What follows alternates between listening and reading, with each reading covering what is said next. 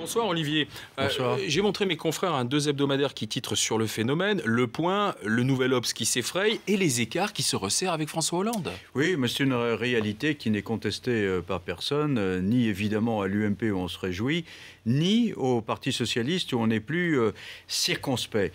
Ce qu'il faut dire, c'est qu'on est dans une séquence Sarkozy qui dure maintenant depuis 3 semaines. Elle a commencé avec sa prestation sur le plateau de France 2 et depuis, ça ne s'est pas démenti. Il y a eu la réussite de Villepinte, il y a eu encore d'autres séquences. Et il faut dire que depuis cette date, eh bien, c'est lui qui a l'initiative, il fait des annonces, c'est lui qui fixe les sujets de la campagne. Donc ça veut dire que François Hollande est à la remorque, mais on se souvient que la semaine dernière, il y avait la tragédie de Toulouse, donc il ne pouvait pas faire autrement que d'être derrière Nicolas Sarkozy, d'être bien sûr, parce qu'il faut d'abord, et c'est pas lui qui est en fonction, par conséquent, il ne pouvait pas supplanter le président de la République, sinon on l'aurait critiqué, et c'était sans doute un moment extrêmement complexe pour lui à gérer. Mais vous savez, Nicolas Sarkozy, en fait, il a tenu son rôle à la perfection. Les Français considèrent qu'il a été vraiment président de la République pendant cette période. Les sondages l'indiquent, ils lui en savent gré.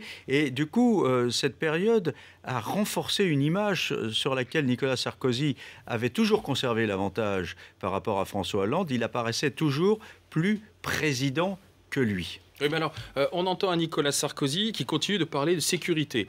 Donc, il continue de mener sa campagne en gardant le cap à droite. Est-ce que c'est une bonne stratégie? Est-ce que c'est rassembleur, ça? Écoutez, en tout cas, il a bien l'intention de continuer jusqu'au premier tour, parce que pour lui, le thème est porteur. Il apparaît comme ayant l'autorité pour mener cette discussion-là. Et puis, pour les socialistes, c'est pas facile, parce qu'ils peuvent critiquer Nicolas Sarkozy sur son bilan, sur la sécurité, juger qu'il est insuffisant. Mais après ce qui s'est passé à Toulouse, une majorité de Français n'a pas envie du tout d'entendre des critiques qui pourraient apparaître comme des critiques portées à l'encontre de la police. Et donc, vous voyez, c'est extrêmement délicat.